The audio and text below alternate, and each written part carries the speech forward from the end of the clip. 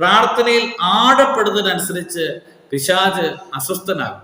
ഒരു വ്യക്തി പ്രാർത്ഥനയിൽ ആഴപ്പെടുന്നതിനനുസരിച്ച് അവൻ വിശുദ്ധിയോട് അടുക്കും തോറും പിശാച് അസ്വസ്ഥനാകും, അവനെ ഉപദ്രവിക്കാൻ തുടങ്ങും. ഈ പാപത്തെ നേരിടാൻ വേണ്ടി പരിത്യാഗത്തിന്റെ വഴികളെ അന്വേഷിച്ചിട്ട് വിശുദ്ധരുണ്ട്. ചിലര് വീണു പോയപ്പോൾ സ്വന്തം ശരീരത്തെ പരിത്യാഗത്തിന് വേണ്ടി ഉപയോഗിച്ച് എഴുന്നേൽക്കുന്നത് ശരീരത്തിന്റെ വിശുദ്ധി കാത്തു സൂക്ഷിച്ചിട്ടാണ്. ഒരു വീട്ടില് ഒരു വ്യക്തിയെ പിശാച് ഉപദ്രവിക്കാൻ തുടങ്ങിയാൽ, അല്ലെങ്കിൽ ഒരു പൈശാചിക ബന്ധനത്തിൽ കഴിഞ്ഞാൽ കണ്ണുനീരോടെ പ്രാർത്ഥിക്കുമ്പോൾ മാതാപിതാക്കന്മാര് പ്രാർത്ഥിച്ചാൽ മതി, മക്കളെ ബന്ധിച്ചിട്ടിരിക്കുന്ന പിശാച് കീഴടക്കും. അല്ലെങ്കിൽ ഒരു പൈശാചിക ബന്ധനത്തിൽ കഴിയുന്ന ഒരു വ്യക്തി കണ്ണുനീരോടെ പരിത്യാഗമെടുത്ത് നല്ല തീരുമാനമെടുത്ത് കുമ്പസാരക്കൂട്ടിലേക്ക് ഓടിയാൽ മതി. ആ കുമ്പസാരക്കൂട്ടിന്റെ മുമ്പിൽ വെച്ച് നിന്നെ പിശാച് വിട്ടുപോകും. ഒരു വിശുദ്ധനാകാൻ ആഗ്രഹിക്കുന്നവരെ പിശാച് നോട്ടമിട്ടിരിക്കും. പല വിശുദ്ധരുടെയും ജീവിതത്തിൽ സംഭവിക്കുന്ന പ്രത്യേകതയാണ്, പല വിശുദ്ധരും പാപത്തിൽ വീണുപോയിട്ടുണ്ട്. പക്ഷെ അവര് എഴുന്നേറ്റിട്ടുള്ളത് വീണ്ടും പാപം ചെയ്യാനല്ല, വിശുദ്ധനാകാൻ വേണ്ടിയാണ്. ഇത് ജീവിതത്തിന്റെ ഒരു പ്രധാനപ്പെട്ട ദൗത്യമായിട്ട് മാറട്ടെ, ജീവിതത്തിന്റെ ഒരു പ്രധാനപ്പെട്ട അർത്ഥമായിട്ട്. നീ ഒരു പക്ഷേ പാപത്തിൽ വീണിട്ടുണ്ടെങ്കിൽ എഴുന്നേൽക്കുന്നത് വിശുദ്ധനാകാൻ.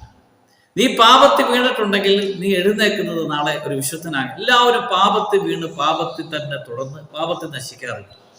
എന്നാൽ ജീവിതത്തിൽ വിശുദ്ധനാകാൻ ആഗ്രഹിക്കുന്നവൻ എന്തെങ്കിലും പാപത്തിൽ വീണിട്ടുണ്ടെങ്കിൽ അവൻ എഴുന്നേൽക്കുന്നത് വിശുദ്ധനാകാൻ വേണ്ടിയായിരിക്കും. അപ്പൊ അതുകൊണ്ടാണ്, അങ്ങനെയാണ് ഈ പ്രലോഭനങ്ങളെ കീഴ്പ്പെടുത്താനായിട്ട് കഴിയുന്നത്. പ്രാർത്ഥനയിൽ ആഴപ്പെടുന്നതിനനുസരിച്ച് പിശാച് അസ്വസ്ഥനാകും.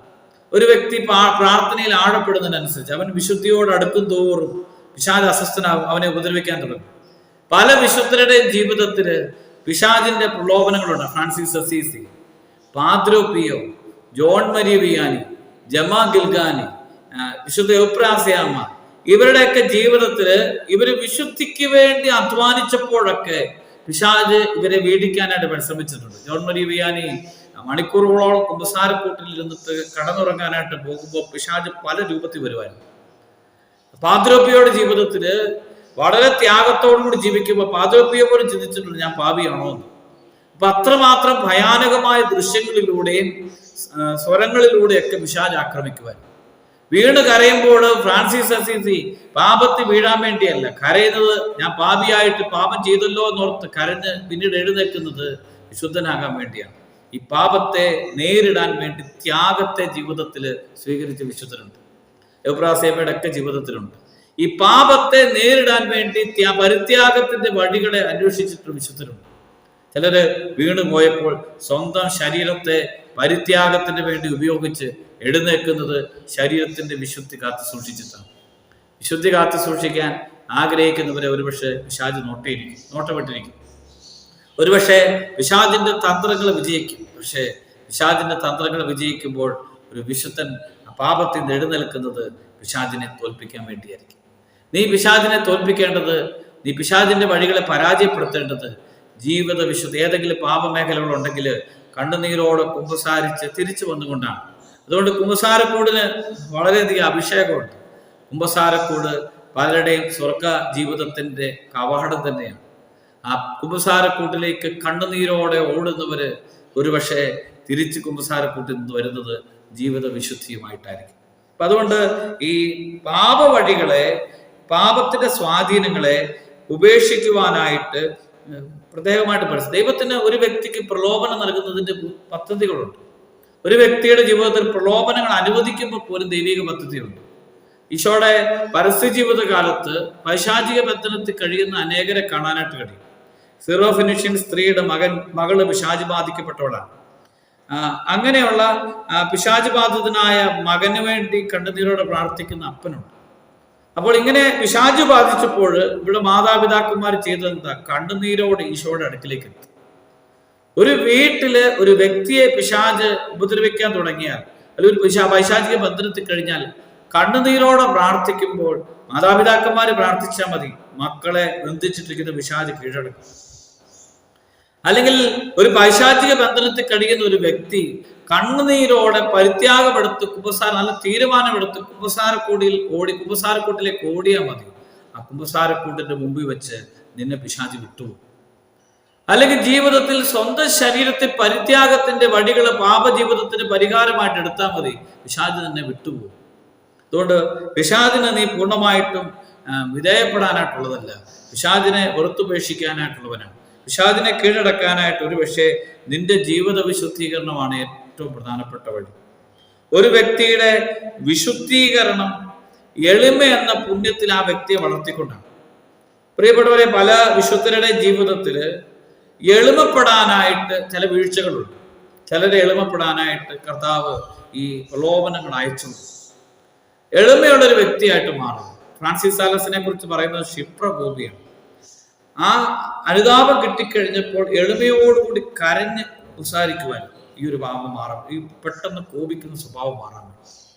അപ്പൊ അതിന്റെ ഭരണത ഫലമായിട്ട് എന്താ? അദ്ദേഹം വിശുദ്ധനായി, ഇന്ന് ക്ഷമയുടെ വിശുദ്ധൻ എന്ന് അറിയപ്പെടുന്നു.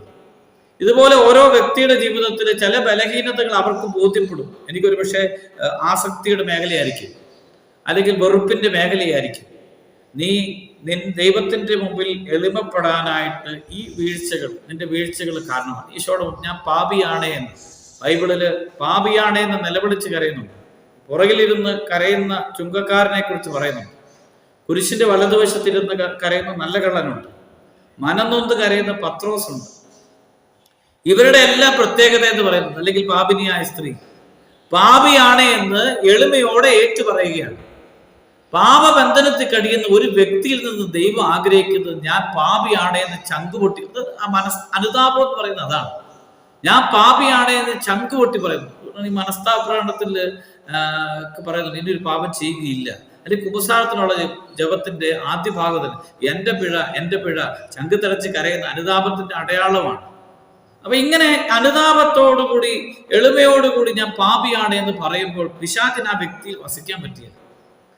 പിശാചിന് വ്യക്തി വസിക്കണമെങ്കിൽ ഈ പാപത്തെ ന്യായീകരിക്കണം. വിശുദ്ധ പാദ്രോപ്പിയുടെ ജീവിതത്തിൽ തന്നെയാണ്, വിശുദ്ധ ജോൺ മരിയ വിയാനിയുടെ ജീവിതത്തിലാണ്. ഒരു ദിവസം കുമ്പസാരക്കൂട്ടി തന്നെ അദ്ദേഹത്തിന്റെ ജീവിതത്തിൽ ചെയ്തിട്ട് കുമ്പസാരക്കൂട്ടി പിശാച് വരും. പിശാചിന്റെ പ്രത്യേകത പാപത്തെ ന്യായീകരിക്കാൻ തുടങ്ങും. അപ്പോഴാണ് ഈ രൂപഭാവം തന്നെ മാറുന്നത്. പാപത്തെ ന്യായീകരിക്കുമ്പോൾ ദൈവത്തിന്റെ കരുണയല്ല പ്രവഹിക്കുന്നത്.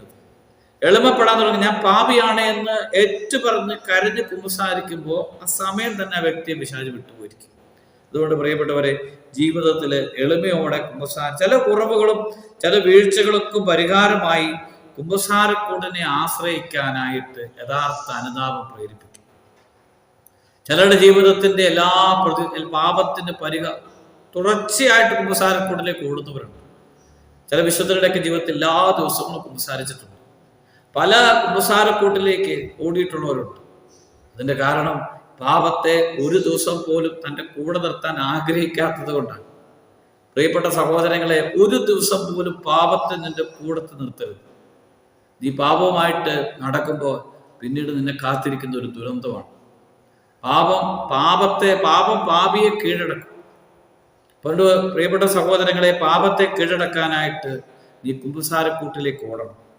അനുതാപത്തിലൂടെയും പ്രായശ്ചിത്തത്തിലൂടെയും കുമ്പസാരക്കൂട്ടിലെ സമീപിക്കുമ്പോൾ കുമ്പസാരക്കൂട്ടിൽ നിന്ന് ഒരു വ്യക്തിക്ക് പുതിയ വ്യക്തിയായിട്ട് മാറാനായിട്ട് കഴിയും. ഒരുവൻ വിശുദ്ധനാകാൻ ഒരുവൻ വിശുദ്ധനാകുമ്പോൾ ഒരു പ്രത്യേകതയാണ് പിശാചിന്റെ പദ്ധതികൾ തകരും. അതുകൊണ്ട് ഈ ഭൂമിയിൽ ആരും വിശുദ്ധരാകാൻ ആഗ്രഹിക്കാത്തത് പിശാചാണ്.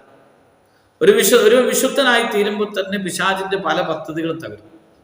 അതുകൊണ്ടാണ് ഇന്ന് പല വിശുദ്ധ ജീവിതം നയിക്കാൻ ആഗ്രഹിക്കുന്നവരെയൊക്കെ പിശാച് നോട്ടം ഇട്ടിരിക്കും. എന്നാൽ യേശുക്രിസ്തുവിനോട് ഐക്യപ്പെട്ട് വിശുദ്ധ ജീവിതം നയിക്കാൻ ആഗ്രഹിക്കുന്നവരൊക്കെ പീഡിപ്പിക്കപ്പെടും. കർത്തൃ ശുശ്രൂഷയ്ക്ക് ഒരുങ്ങുന്നെങ്കിൽ പ്രലോഭനങ്ങളെ നേരിടാൻ ഒരുങ്ങിക്കൊള്ളുന്ന പ്രഭാഷകന്റെ പുസ്തകം 2-ാം അധ്യായം 1-ാമത്തെ തിരുവചനം. പ്രലോഭനങ്ങൾ ഉൾപ്പെടാതിരിക്കാൻ ഉണർന്നിരുന്ന് പ്രാർത്ഥിക്കണം ഈശോ മുന്നറിയിപ്പ് നൽകുന്നുണ്ട്. അപ്പൊ ആത്മീയ ജീവിതത്തിൽ എത്രമാത്രം ഒരുക്കമുള്ളവരായിരിക്കും.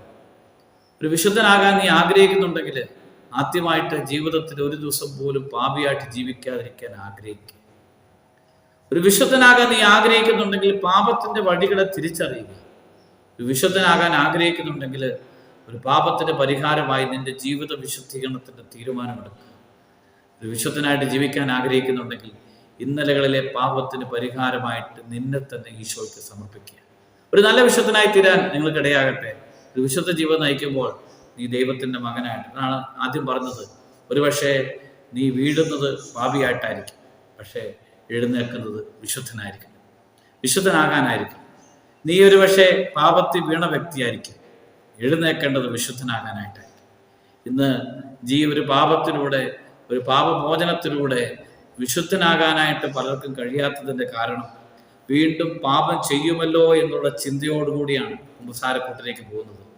നീ കുമ്പസാരക്കൂട്ടിലേക്ക് പോകുമ്പോൾ ഈ കുമ്പസാരക്കൂട്ടിൽ നിന്ന് എനിക്ക് വിശുദ്ധനാകാനുള്ള ഒരു എനിക്ക് വിശുദ്ധനാകണം എന്നുള്ള തീരുമാനമെടുത്തിട്ടാണ് കുമ്പസാരക്കൂട്ടിൽ പോകുന്നെങ്കിൽ കുമ്പസാരക്കൂട്ടിൽ നിന്ന് നീ തിരിച്ചു വരുന്നത് വിശുദ്ധനായിട്ടായിരിക്കും. ഈശോ നിന്നെ അനുഗ്രഹിക്കട്ടെ. ആമേൻ.